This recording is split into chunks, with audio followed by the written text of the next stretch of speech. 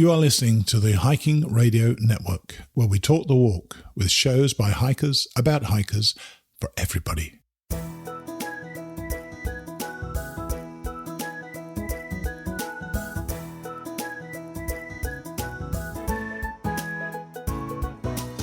Mighty Blue on the Appalachian Trail, the ultimate midlife crisis. Join Steve and his guests every week as he staggers from Georgia to Maine.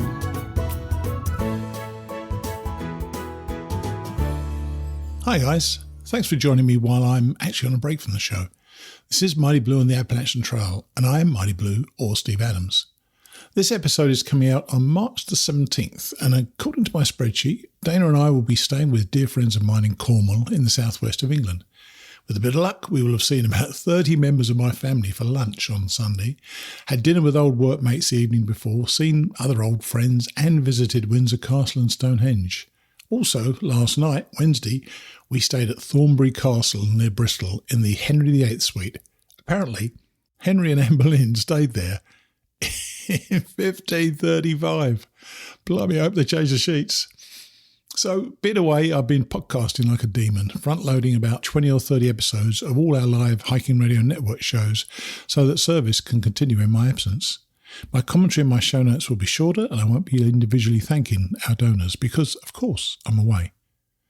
This week, we have a woman on the show who has hiked about 10 times as far as I have, and I've done about 5,000 miles. Bonita Curtner, or Mother Goose, was introduced to me by a listener, Barbara Smith. Barbara knew that I'd be interested in talking to Bonita, and technical difficulties notwithstanding, we were eventually able to record over Skype. That sounds not perfect, but a story is so compelling that I'm sure you won't mind. After Bonita, we have two recaps from our class of 2022. First up, the unlikely couple of Hugh and Kerry Ickrath. If you recall, Hugh and Kerry are hiking the AT this year in, so far as they can, platinum blazing style. The level of detail that they are applying to their hike to make it as comfy as possible is, frankly, mind-boggling. The fact that the two of them are their own comedy duo is more than a plus. As you're going to hear, Hugh is the most diligently caring husband, and Kerry is hilariously funny about her anticipation of the trip. After those two, we have our final catch-up with Chuck Hayes, still pushing north and nearly 300 miles under his feet. So let's get on and meet Bonita Curtner, or Mother Goose. Our guest today is another of those serial hiking overachievers.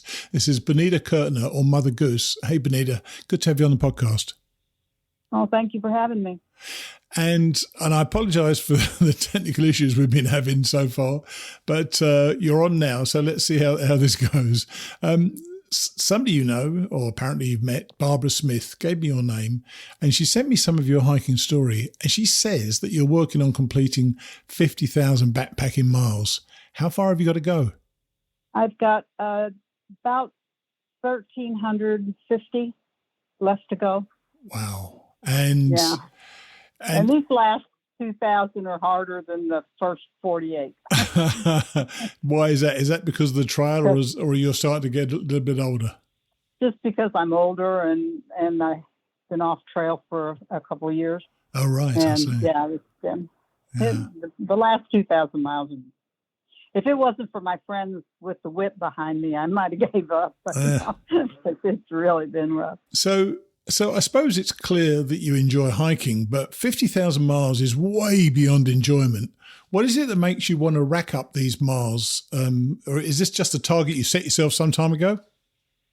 Well, I don't know if you've ever heard of Billy Goat, but him and I had a thing going. We met back in the 90s on the he was on the Continental Divide. I was on the Colorado Trail, which run together. And he said that he was keeping track. Well, up until that point, I hadn't started keeping track. All right. And I'd already done, I don't know, 25,000 miles, I guess, something like that. So I started adding them up, and then I started keeping track. And so every time I'd see him, I said, okay, where are you at? And he'd tell me where he was, and he was always just a couple thousand ahead of me. Maybe you listened to what your number was and then added a few more. Maybe you did. I don't know. But you didn't start backpacking until relatively later in life, did you? When did you actually start? I started in '87. I went out west and did the canyons, down into all the canyons. And that's where I fell in love with the backpacking. You know, there's something about having everything that you need on your back. There is. And yeah. Yeah. And I just, I fell in love with it, but there was so much driving to get out there I lived in the Keys at the time. And so then the next year I did my first through hike on the AT. So tell us about that then. Why, what actually gave you the impetus? How did you learn about backpacking, or had you already been a day hiker or a section hiker? Well, I always walked. Right. When I was a kid, I'd walk 10 miles to fish in a creek that didn't have any fish in it. Well, that's not good. I mean, I was just a kid. I thought they had fish in it. But I had planned on taking my son down the Grand Canyon, and I was going to take the mules down. And my sister, who's never hiked a day in her life, said, oh, if I was going to go down the Grand Canyon, I'd backpack down. And I thought, that sounds interesting. So I borrowed backpacks for myself and my son. And that's where we went. That's the beginning of it. Tell us about that. That's your first trip. And I know a lot of people love that trip. It sounds horrendous to me. So what is it like? The canyon? Yeah, because I tell you why I say that, because I've whitewater rafted for 6 days and 5 nights in the canyon, and that was spectacular. I loved that. What's it like to hike down there? It's hot. I bet. And I went down and I was down there in July in the bottom, and it was cold. We went down from the north rim, so it was very cold. Right. And at the top, so we really had a good schedule. We went halfway down and spent the night, then went down to the Phantom Ranch, spent 2 nights, and then back to the halfway point, and then back out. So it was really like 6 or 7 miles. But going into the canyon, into the Grand Canyon was rough, and it was so hot. I bet. Yeah. Yeah, none of what you just said appeals to me at all. And yet I know people love that hike, and I just don't get it. I like desert hiking. I can't do it anymore now because I have the dog, and he'd be into that cactus. But I like hiking in the desert. But the very first hike we went on was the Black Canyon of the Gunnison, and going down to the river is just down a gully. And you actually had to leave a rope hanging so you could get back up. We did that. And then the next day we went to Mesa Verde and climbed all those stairs around those ruins. And our legs were so sore we could hardly move. It was yeah, surprise. Yeah. And when when Barbara wrote to me, she said that, and I'm not sure, is this correct, that you only count backpacking miles, because you referred to this earlier on about carrying everything on your back. You only count the backpacking miles if you carry all that you need to backpack. So does that mean no slack packing for you at all? Well, I don't like to slack pack. I have, and that's counted if I'm on a trail. But I don't like to slack pack because I don't like chasing my pack. You know, it's like your pack's 20 miles down the road. What if you only want to go 10? Yeah. And you got to go wherever your pack's at. And I don't like that. A lot of people like to slack pack, but I don't. I don't care for slack packing at all. But I think it's because you said something about it, as I say, right at the beginning. You said you like to carry everything on your back. So what is it about that? What is it about that, effectively carrying your home on your back, that appeals to you so much? I think it's the freedom. It's the freedom knowing there's only 3 things in this life that you really need, and that's food, water, and shelter. And the rest of it is just extra. Yeah. And the more extra you have, the more the extra has you. Interesting. You know. Yeah. Yeah, but I just like the freedom of it. I think I was born in the wrong time frame. You sound like you could have been born in Grandma Gatewood's lifetime. She was that sort of pioneering sort of woman. Yeah. So who actually named you Mother Goose then, Bonita? It was actually at one of my jobs. It wasn't on a trail, but it just kind of stuck. I was working this job, and this kid that was my manager, he was just a kid, you know, and I'd call him a silly goose all the time. And so then he started calling me Mother Goose. Yeah, calling your manager a silly goose probably isn't the best idea, is it? Oh yeah, it was okay. It was like it wasn't a bad thing. And I got a list of all the various hikes that you've done, and I know you've hiked all over the States. Is there one trail? In fact, I'm pretty sure there is one trail that draws you back and makes you want to repeat the experience. Oh my God, yes. I would live on the Pacific Crest Trail if I could. I love that trail. And what is it about that trail that fits your eye, if you know what I mean? Is it something that is it the vibe on the trail? Is it the scenery? What is it about that trail? Well, there's the scenery, but there's also you've hiked the Appalachian Trail, so you know how rough it is. That's the hardest trail we have in this country is the Appalachian Trail. Oh, really? The Pacific Crest Trail was actually made for horses to begin with. Yeah. So it's very gradual. You may go up for miles. You may go up for days, but it's a gradual up. You know, you don't go straight up the side of a mountain. They have these long switchbacks that take forever, you know. Yeah. But it's easier to hike. It's an easier trail. The problem for me, and all my listeners know this, I can't cope with the elevation. I've failed to do the John Muir Trail 3 times because I just can't take the elevation. So I think it's probably out of my control, really. But are you getting on at that elevation, or are you starting low and going up gradually? I've done both. I've done several things. I've gone to 8,000 feet and stayed there for about a week or 5 days to acclimatise, then went down to 4,000 feet at Yosemite, then up to 12,000, then down. I just couldn't cope with it. And I'm not sure whether it just exhausted me or whether it was too hot or whether I was just a bit of a wimp. I'm not sure. I just was unable to do it. But, I'm still going to try again this year. I'm trying to do Whitney for the 4th time this year, not through the John Muir Trail, but through another hike. But I would love to do the PCT. And, you know, I'm now 70, so one more long distance trail, the PCT, would be my choice. It's whether I could do it or not. And I just don't know whether I could do it. I think if you start at the border, you have all of that lead up to the hike. Yeah. You know, it's a lot different. It's like when doing a Colorado Trail, you start in Denver. You don't start in Durango because you go straight up from Durango. Where Denver, you've got a few days to get up there. Yeah, someone told me that. Someone has suggested I try that, and you know, the days are running out. You know, at the moment, the window of opportunity is starting to close. Now, I'd like to talk about you, as I understand it, are the first woman to yo-yo the Appalachian Trail in the early 1990s. Let's talk about that. When you set out, was it always your plan? Was it always your plan to go to Katahdin and back, or did you just did it just evolve as the hike went on? Well, it was a man's fault. Of course it was. It always is, yeah.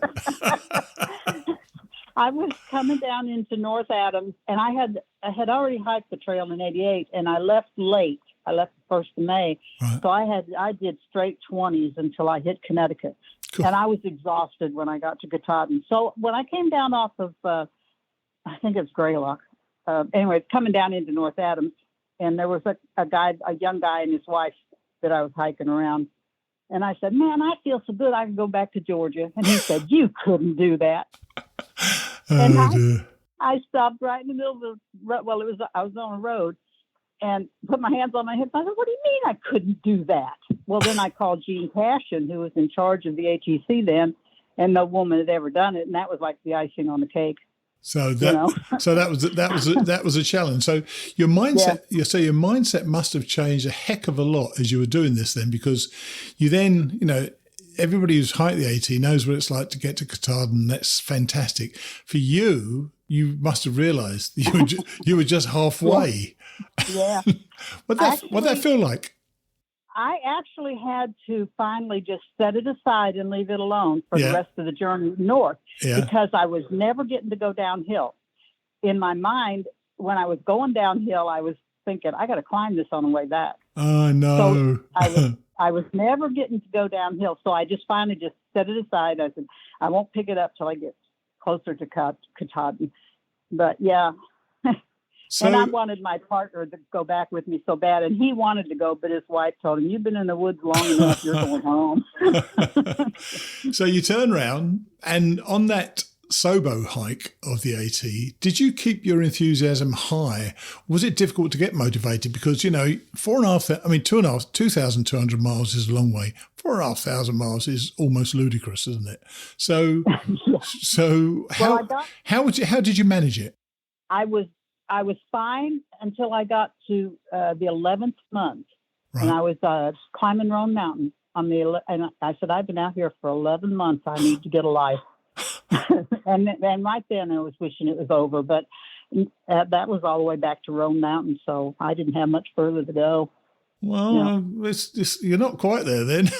You still got the smokers to get through and things like that.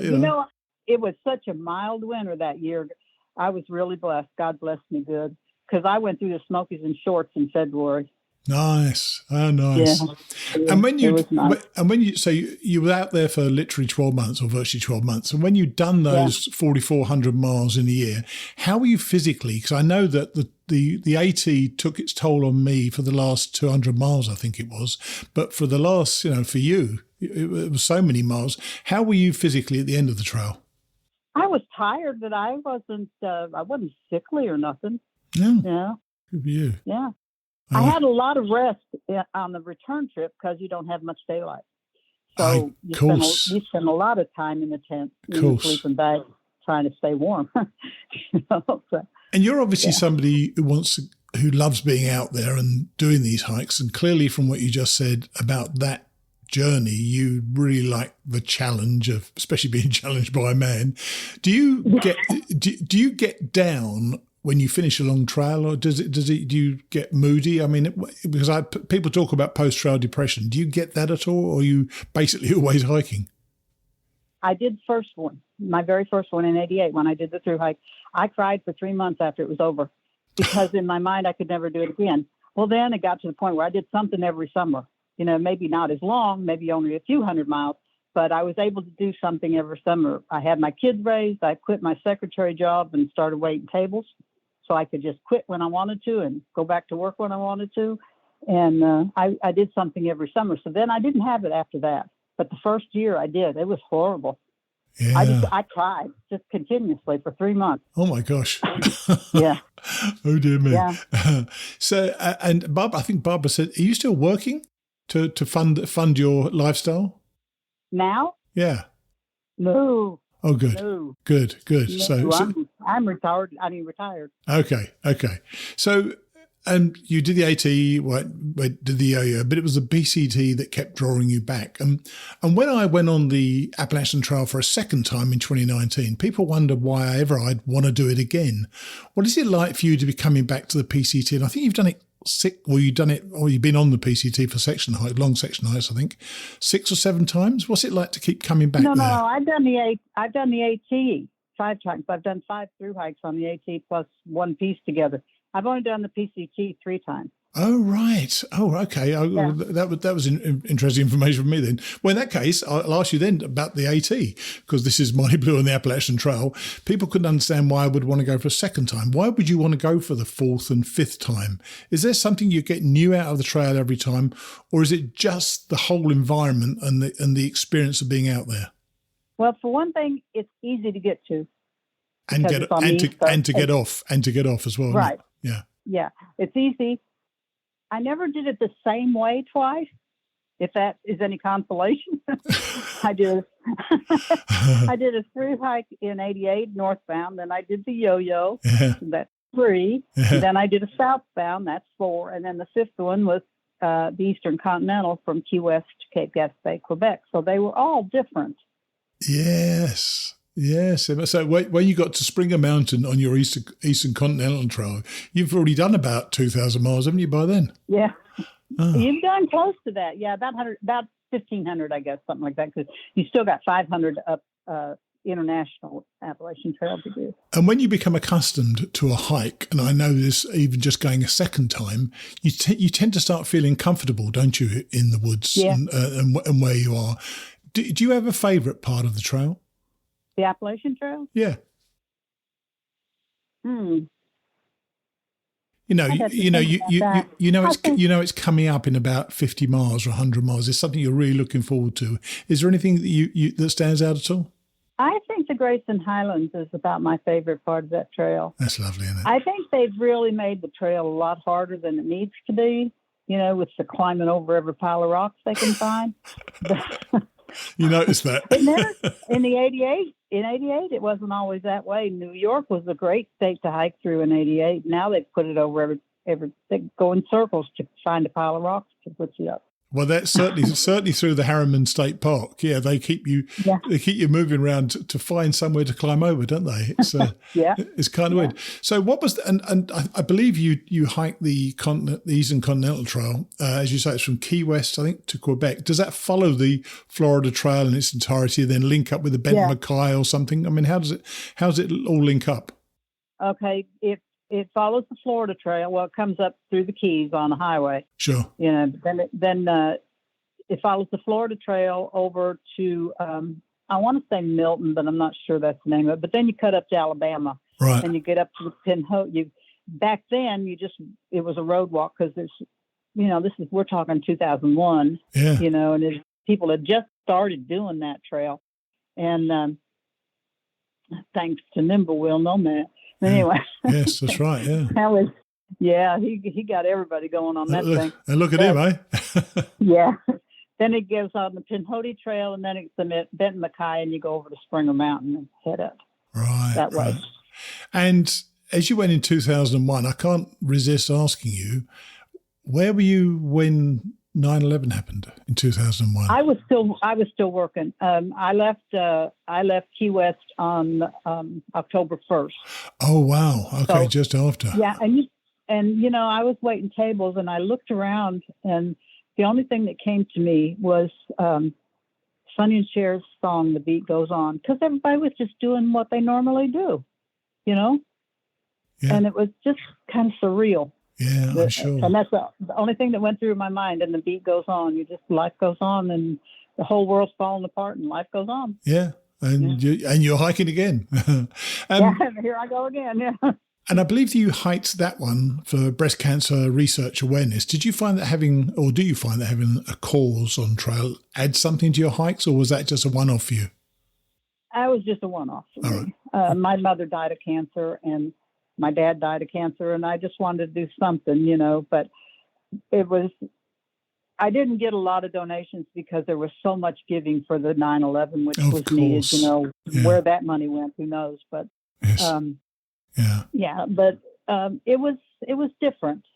It put another layer onto your hike because you had to worry about this if you were carrying cash or trying to get the money to where it needed to go to and catching up with newspapers and stuff like that. I bet. Yeah. So you go up from Springer, you get to Katahdin. Do you go up Katahdin on the Eastern Continental Trail? Well, I did. I climbed Katahdin and then came back down and went into Milton and climbed and hiked out of Milton. Okay, cool. Millinocket. I'm sorry, not Milton. Millinocket, yeah. And have you considered retiring? I mean, you're in your 70s now. You told me. I heard. Yeah, 74. 74. And have you considered retiring? Retiring from hiking? Yeah. No. All right.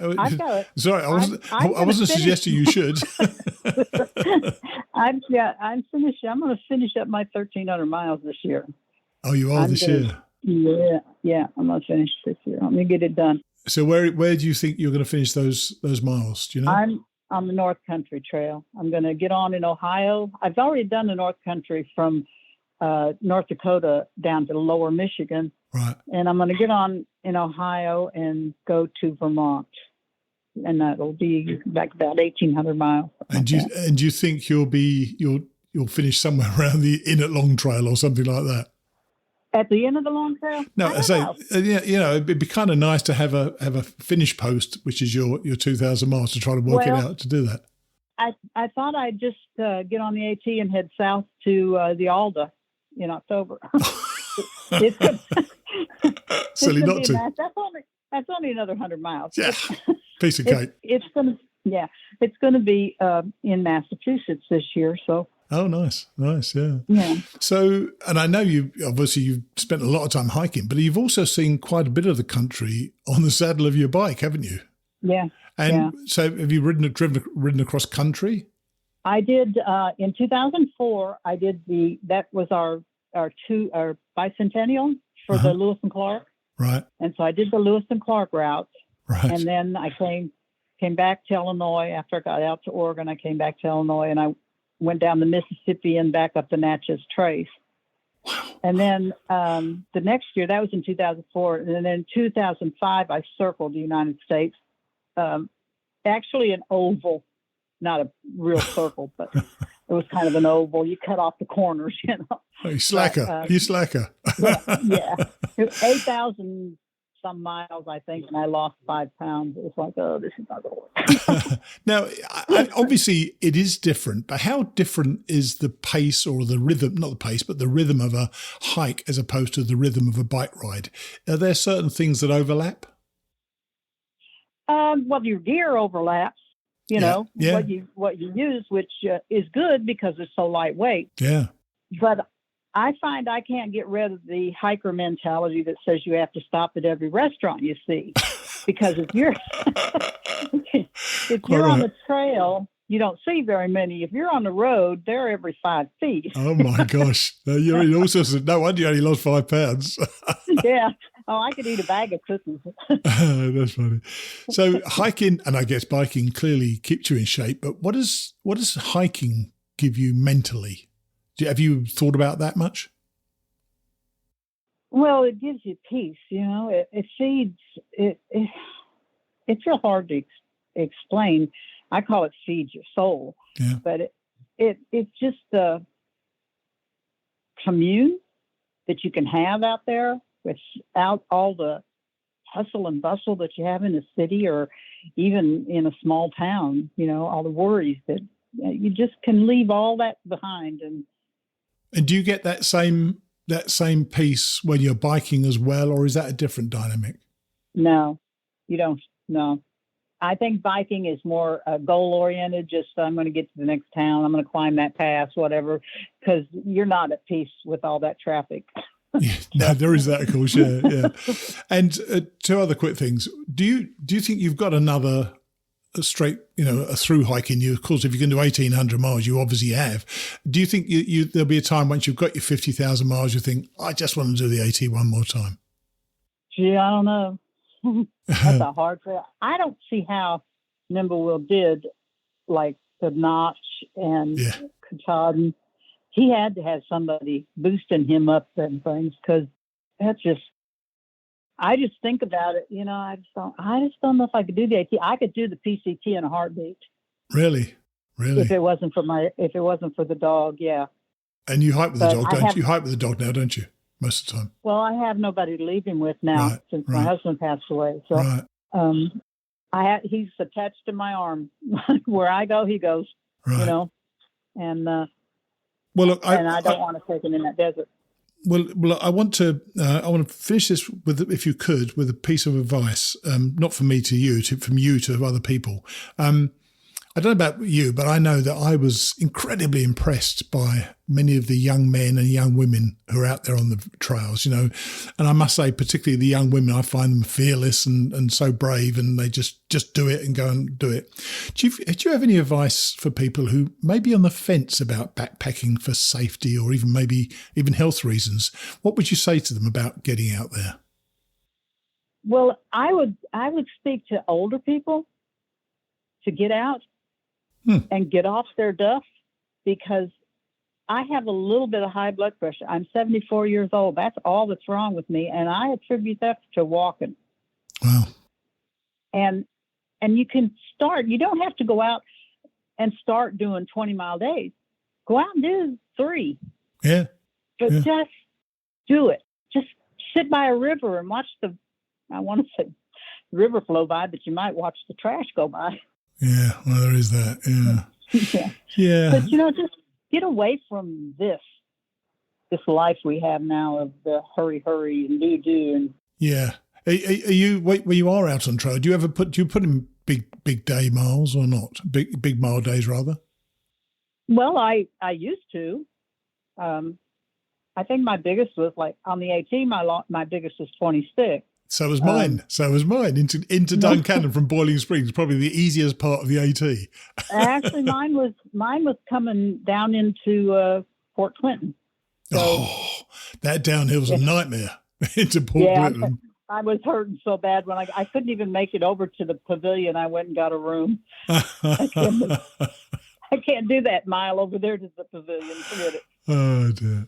I tell you, I'm so glad we got the chance to connect, and I'm sorry we couldn't do better than being on the phone. But you've got so much experience, and I think that the fact that you're going to do 50,000 miles is just remarkable. And I thank you for coming on the show and sharing your wisdom with us. And may you keep on trucking and get to that 50,000 miles. Well, thank you very much. Thank you for having me. I appreciate you being here. Thanks a lot. Bye. All right.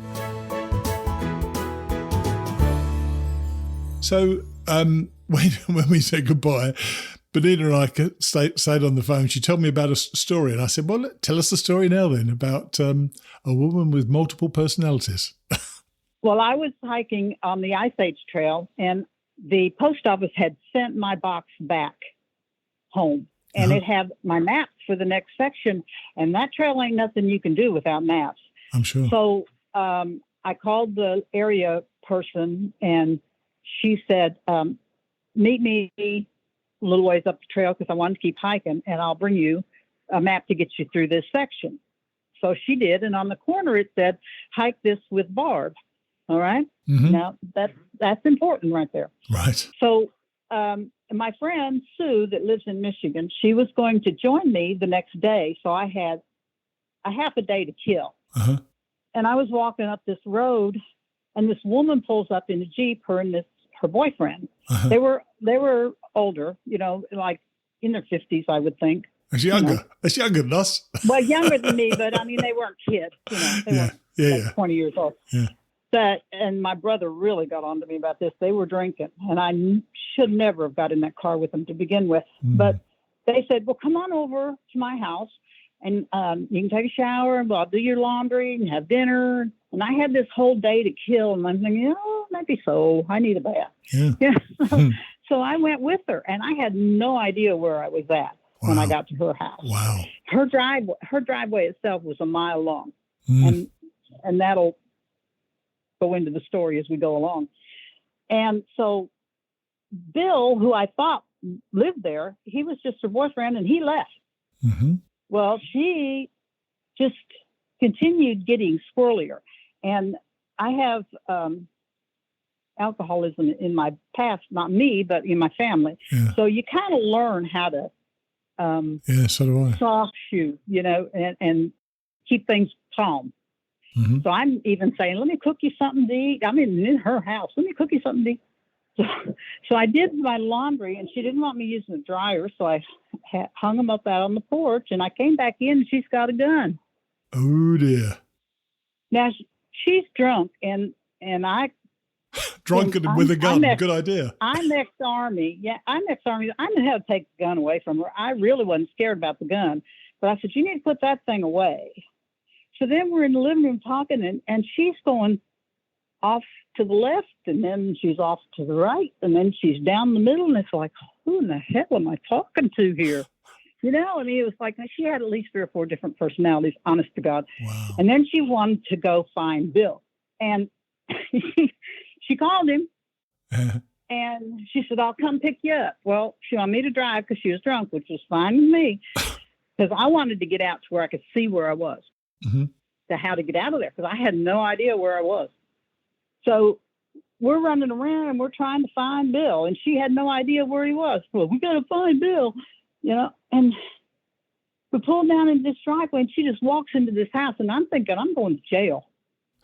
Well, come to find out, she knew him or something. But then we left there, and she says to me, you're just pure evil. Well, I take stuff for a long time, and then it comes a point, it's like, that's it, no more.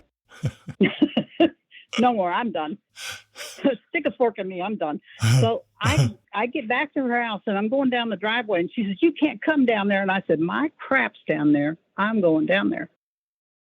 I went down there in her house, grabbed my wet clothes, all my gear, shoved it in that backpack. Now it's almost dark, and I'm heading up this mile-long driveway. Oh, my gosh. And I hear her car starting.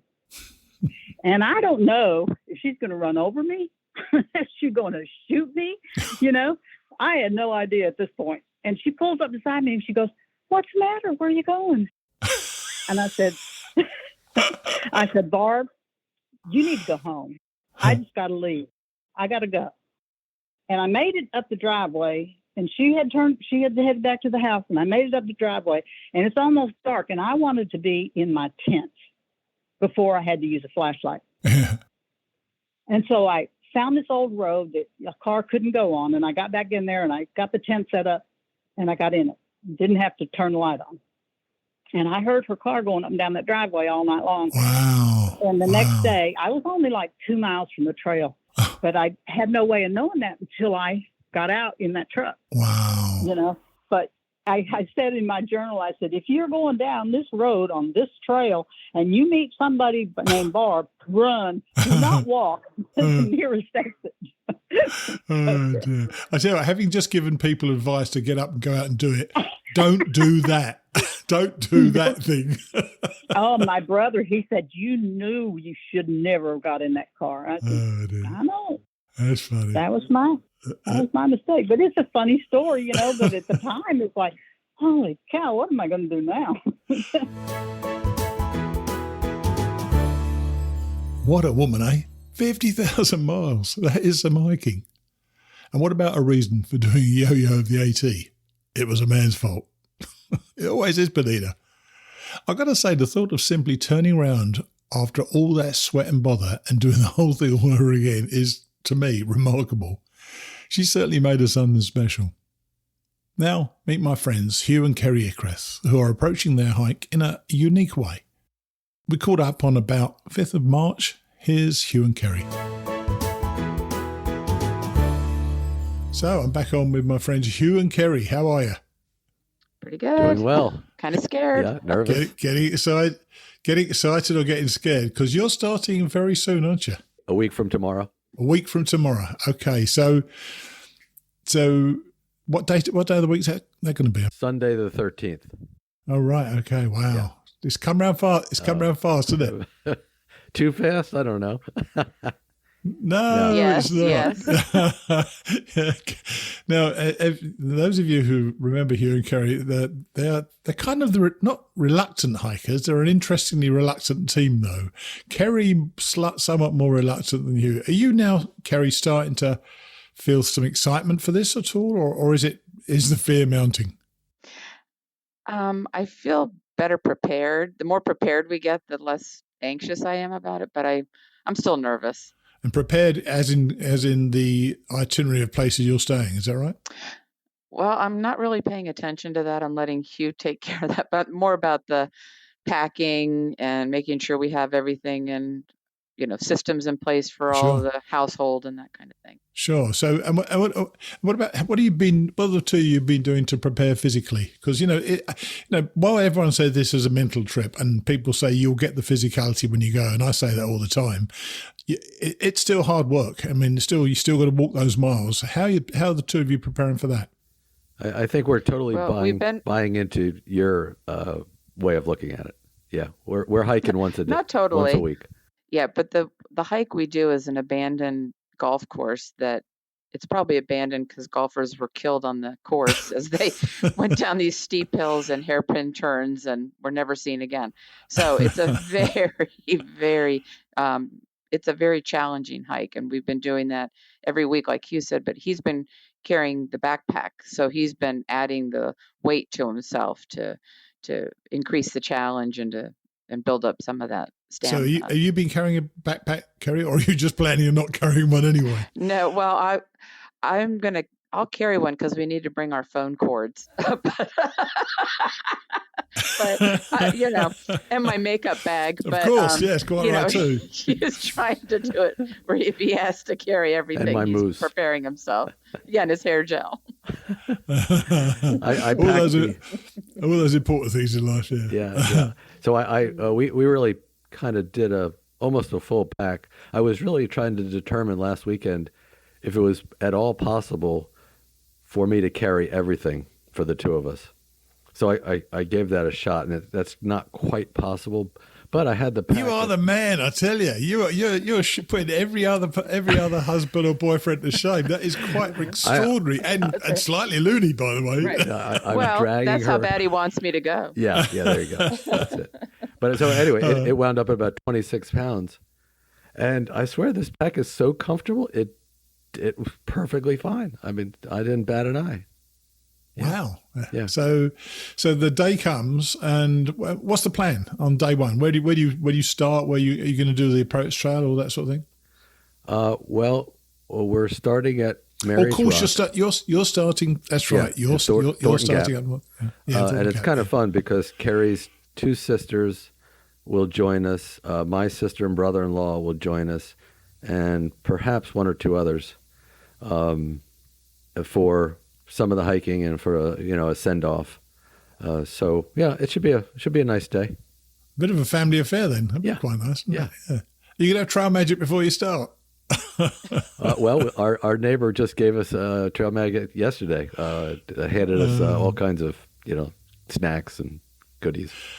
There must be a level of excitement though. Kerry, please tell me you are kind of excited by some of it, because this is you are still getting a journey into the unknown for both of you. The funny thing would be, it wouldn't be that funny actually, but imagine if you're about 4 or 5 days and you're thinking to yourself, this is great, and Hugh's thinking, oh my God, this sucks. How am I going to tell her? Please tell me.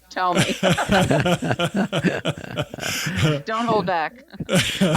Day 4, I might be saying, this pack is really heavy. Oh dear. Yeah, it's possible. Right. No, there's excitement, I think, because of the unknown. So, those beginnings are often scary because of the excitement. So yeah, I am excited. I just, I'm interested to see how far we get. So am I. I mean, I don't want you to finish, but because this episode is going to go out, I think about 2 weeks time. So we're recording today on the 5th of March, and it goes out on the 17th of March. Would have been a week away already in the UK. And you'll be well on your way by then. So, or we might be home. We might be home. Oh, yeah. So, and then I get back at the end of, or the middle of April. I'll be calling you day 1 or day 2 or something like that, and finding out how much you're enjoying it and how well the plans have worked out. Because one thing about people's plans, they don't always work out quite the way they expect them to. Mm-hmm. Have you built any contingencies into that plan then, Hugh? The contingency is probably we go home. Ooh. Short of that, there's not a whole lot of wiggle room in the first month. Right. And have you looked beyond that first month now? Or you are literally going to see how you feel after a month and have a conversation, an honest conversation both ways, and think, well, this is something we can do. Yeah. And we've talked to a couple of friends that are real keen on meeting us around that time period, or maybe a little later than that. So, hopefully that will come to pass, and because our friends are real excited about you kind of joining us along the way. So that's great. I think that's wonderful as well. And has your sister got over it yet, Kerry? Is she, or is she still struggling with it a bit? Well, the one sister who's going to drive us, she's a little nervous because she's worried about getting lost to pick us up each day, Right. The other sister, I don't know, you better watch your back, Hugh. I think she's still kind of mad about this whole thing. Although I'm letting her borrow my truck while we're gone, so I think that's helped a bit. Oh, quid pro quo. That's fair enough. You can do that. Yeah. So have you got your gear for the first day already? I mean, you're the clothes you're going to wear for the first day. It's quite all that sort of stuff's to me is exciting. The thought of what it's going to be like, and walking down your first hill and walking up your first hill as well. How are you doing with the downhills, by the way, both of you? Because you say you're practicing on this disused golf course. The downhills are surprisingly difficult sometimes, aren't they? Oh, totally. Serpentine, that's how I've been handling those downhills because they're so rough. Yeah, the downhill's far, far more difficult, I feel. Yeah, well, I know that when I was doing the Camino de Santiago in Spain, on the various hills that we had, and there were quite a few, my niece, Emma, who I hiked with, she would go from side to side, literally to ease your knees. On the AT, you virtually can't do that because you'll be shocked how narrow the path is. At some stages, it's a foot wide. So there's no side to side. You're going down. So just be aware of that. And listen, you're going to enjoy the experience. It's a great. You will be doing this first month different to virtually any other person that's ever done the trail. I would think more comfort. You got your husband carrying your pack. I mean, really, girl, come on. What do you want? Just stay home and watch old movies.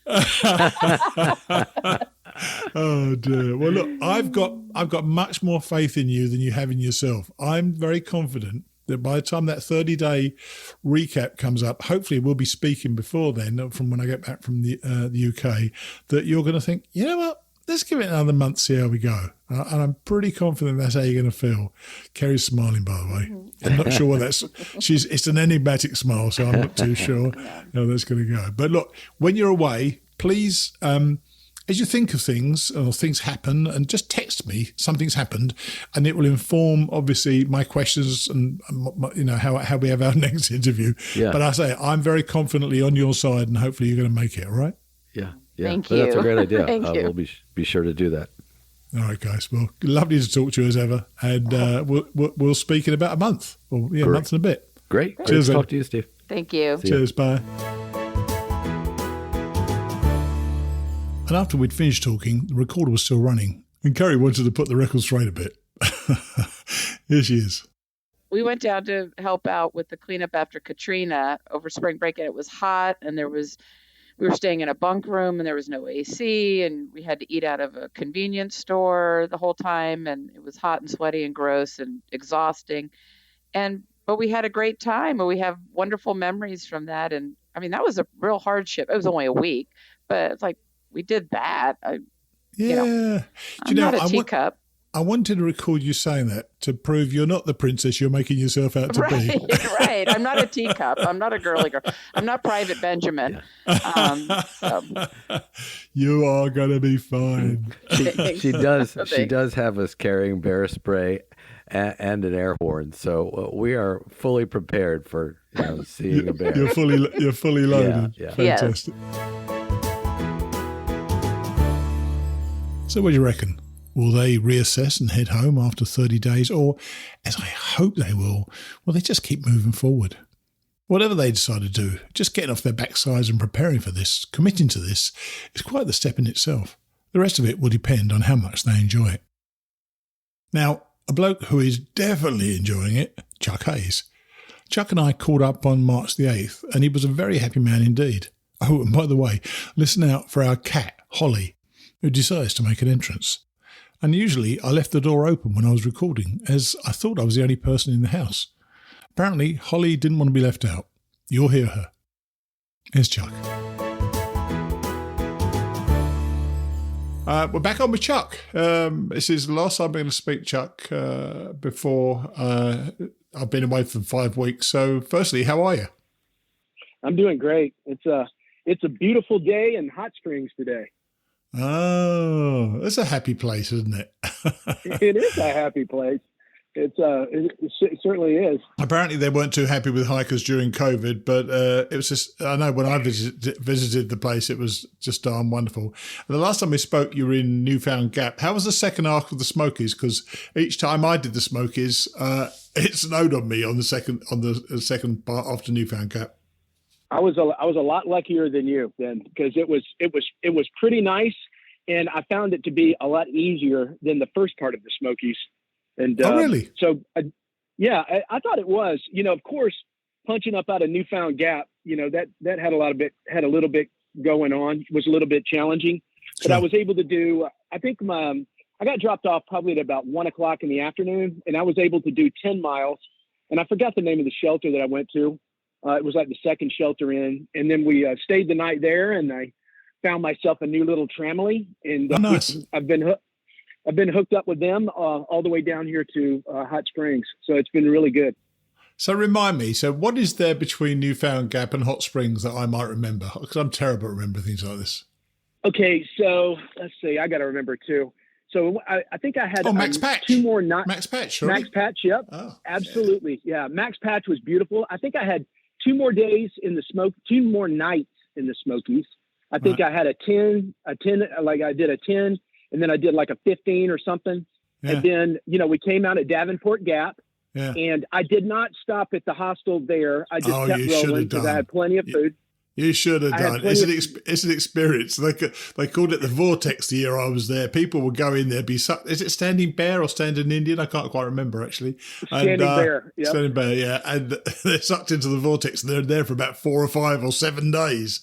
It was amazing. That's wild.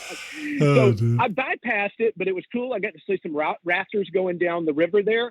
And Nice. Then I got my true first trail magic. And there was a former hiker that hadn't made it all the way named Driver that had Subway boxes for everybody. So we got to eat before we went up those stairs that makes their way to Standing Bear, and pushed on up past that. And I tell you, Steve, that day it was, I want to say it was 78 degrees, but Wow.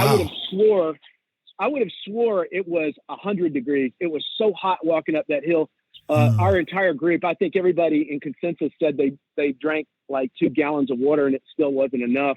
So I'm not looking forward to the hot weather, especially if it has anything to do with all these mountains. Yeah, well, I'm afraid it's part of the whole thing. If you're going to be 6 months in America, you're going to get 6 months of weather, aren't you? So it's kind of the way it goes. So tell me, what was your view of Max Patch like? Was it good? It really was. I want to say I was there. I may be wrong, but I think I was there Sunday afternoon or something. Right. And it was really beautiful. And they shut it down until I think July of 2023 to campers because of the damage that was done to it last year with all the campers. Yeah. But it was still beautiful. And that view up there was epic. We had great clarity. And so we just lay up there in the sun, for a couple of hours and rested up. And then moved down 2 or 3 more miles, I think, to Roaring Fork Shelter, laid up there for the night. Do you know, funny enough, I think when you first see Max Patch, it's the first time I think that you realise, or I realised, how epic this thing is. Epic was a good word for it as well. Not so much the view is necessarily, it is great, it's a 360-degree view, but it all makes the whole thing look so vast, doesn't it? And you look into the distance, you can see mountain after mountain after mountain. You've got to get over, or you're going to go somewhere near. And I think it's that first moment that you really feel, oh my gosh, this is real. It was for me. I totally agree. And there's one aspect, when you look on Gut Hooks or Far Out, and it shows it to you like that. You can look at the topos. And then when you're up there and you're looking at it too, but there's one aspect that I haven't been able to get yet, is that's almost like a virtual look of exactly what I'm doing, as I make my way through. And I understand that like National Geographic or Backpacker Magazine had an app that would allow you to see that, because it's so hard to understand what you're talking about, where you see, holy cow, 4 days ago, I was way back over there, just to get a feeling of that. Yeah, I tell you what, once you get to Harper's Ferry, in the Harper's Ferry in the ATC Visitor Centre, I hope they've still got it there. They have this topographical map, but a model, like papier-mâché model, I think it is, which shows you the whole trail.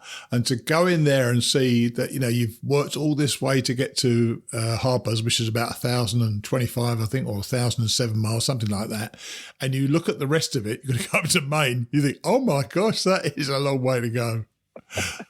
Probably some of it you don't want to see because it looks too daunting when you look at it like that. No, it's beautiful. So talk to me about... you mentioned somebody giving you trail magic with subway boxes. Have you run into much trail magic? And it's one of those things that people find it hard to understand what trail magic is or what prompts people to do it. I know it isn't always a hiker feed, but it kind of often is a hiker feed. What is it that you feel when you get trail magic? Because I know what I feel. I just feel terribly grateful for somebody just taking the time out of the day to come and give me some food. How is it for you? Yeah, it's the same way. It's incredible to think that these folks, take their time out of their day and also their money to come out there and do it. And with the lady that we were with that day, driver, I could tell that it was really reciprocal. She was feeding off of, because Sure. she couldn't be on the trail right then, and she was feeding off of our energy, and so it was very reciprocal, and it was just a fantastic thing to do. It made me feel really great. Yeah. And, it was so unexpected. I just came around the corner and, it was like a truck was there with these lawn chairs sitting out. And I was like, well, check this out. This is like really, really cool. It was super neat. And right in the right moment in time too. Oh yeah. But the funny thing is it's when you start seeing there is you're going downhill and there's a little gap to come and there's a little parking area, you do start wishing it to be there, which is a bit naughty, I guess, really. But when it actually is there as well, it is just a magic moment. Oh, it just like energizes you through the roof, and you're like, oh yeah, maybe I can endure this next hill because oftentimes it's in a gap. Yeah, great. So you mentioned Tramley. You're now hiking with some people. Who are they? I'm hiking with two that don't have trail names yet, so I don't say their names. Okay. And but it's a trail partners, and one of them has been a retail guy, and the other one is a young lady that has just finished with medical school, and she's doing that. And then a couple of other guys. Let's see, who have I got? It's number two pencil. There's a guy that I'm walking with, and then number two pencil. Excellent. Number two pencil, and then restart. And Restart, he's also walking with us, and we've just been having a good time. And they're great folks, and they're you kind of the typical story, just from different walks of life. Most of these folks look like they're in their, except for the medical student, probably like in their mid-30s or something like that. So they're not old like me. And but it's just been real fun. And it's the first group that I've been together where everybody kind of watches out for one another, That's and cool. We kind of get a game plan together before we execute the day. Yeah. And but not with any regulation on you. You can still do whatever it is you want to do. So that's kind of cool. Now how many miles are you in now, the Chuck? 300? Oh, let's see. I'm getting close to 300. Right about that. I think today I'll be at 289 or something today.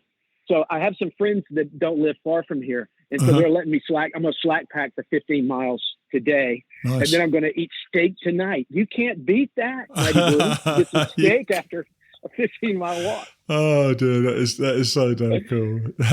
So are you feeling the benefits, the physical, obviously, I'm sure you feel the mental benefits as well, but are you feeling the physical benefits? Are you feeling fitter and fitter as each day goes by now? Absolutely. And I'm glad you brought that up, because I did one day I did an 18, and that was leaving the Smokies. So when I left the Smokies, I left Roaring Fork, and I did 18 that day. Wow. And I felt great, and it got really hot at lunchtime, and it was kicking my butt. And then at the end of the day, and so then we went and stayed in a spot. The next morning I got up and I was like, dude, I'm good to go. I'm going to go do 15 or 18 again, because I must be getting there. And buddy, when I hit the very first uphill, my legs were like, dude, I don't know what you're doing, but that's not working. And so I only did 8 that day, and I was very happy to do 8. And then I think I did 17 or 18 yesterday. So it goes back to what you had told me before. You need to pick that happy median, because you can do a long distance, but you're going to pay the man probably the next day. So you need to kind of figure out where that sweet spot is. And I think it's about 15 for me right now. Hopefully it'll get better. And that's what you do. You learn your way forward on the trail, and you try not to make the same mistakes you've just made. You try to do something that's making sense and is going to benefit your hike. So it's all good. This is what experience of hiking the trail is, isn't it? You learn it by doing it. That's the only way you can actually learn it, isn't it? It sure is. It sure is. Well, look, I'm as you know, I'm going to be away. I'm not going to speak to you now for probably 5 weeks. So I will contact you the first day or second day I'm back, and we'll have a catch up with where we are then. By then, you should be well down the path. So I wish you well. Enjoy your time with your Tramley, and enjoy your steak dinner tonight. And we'll catch up when I get back. Okay. That sounds great, Steve. And you have a fantastic vacation and hike on your side too. Okay, buddy. Take it easy. All right. Appreciate you too. Take it easy. Bye. Okay. Bye. Bye. He seems so at home out there, doesn't he? And he's kind of organically found a tramily. And that's how it's supposed to work. You find somebody or somebodies who have a similar vibe, walk at around the same pace, and who are comfortable around one another. It's such a lovely part of the trail and well worth experiencing. So that's it for another week. Next week, we've got a privilege, really, with J.R. Harris joining us and telling us how he hikes and, more importantly, why he hikes. Have a great week.